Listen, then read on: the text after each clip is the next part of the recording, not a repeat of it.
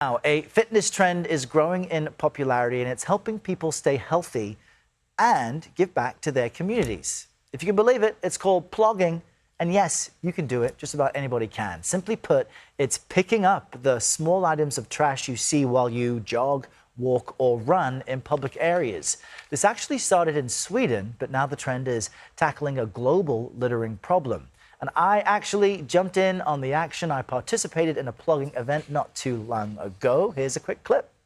I was looking at cigarette butts, I was picking up bottle caps and cups, plastic bags, but eventually you get into it, you get used to it, and you get competitive. The size of my bag grew. Met some great runners, and we literally cleaned up the city.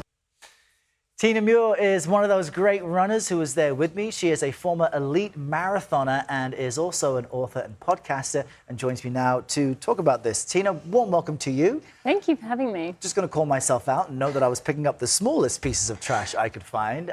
But talk to us about plogging. This is something you've been promoting. Yeah. Why is this something people should consider?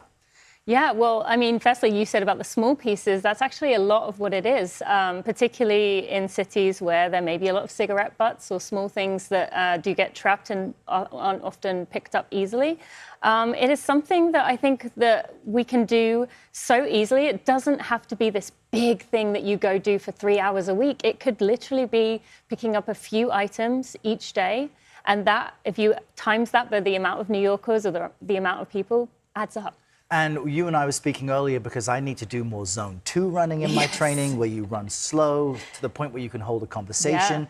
And you were saying plogging may be good for that as well, because you're really taking your time and you're reaching down to pick stuff up. Yeah. Well, I know that you did plogging the day before your race, and I saw you blow by me in the race. So did I? There's no way. There's no way. That's impossible. But go on. Go on. And you know, it is a great activity to do even the day before a race. That's not something typically people would say of trying something, but yes, it has all these different movements. It is very good for keeping runs easy for those like you, of the many who struggle to keep your runs easy enough.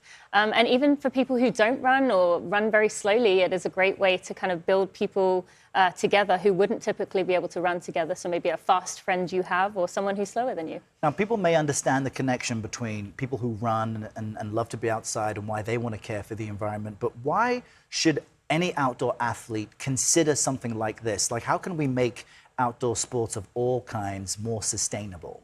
Yeah, I mean, I love to think that runners are kind of the ideal advocates for, you know, clean air, clean water, taking care of our planet, because we are the ones out there in it, and many of the sports are.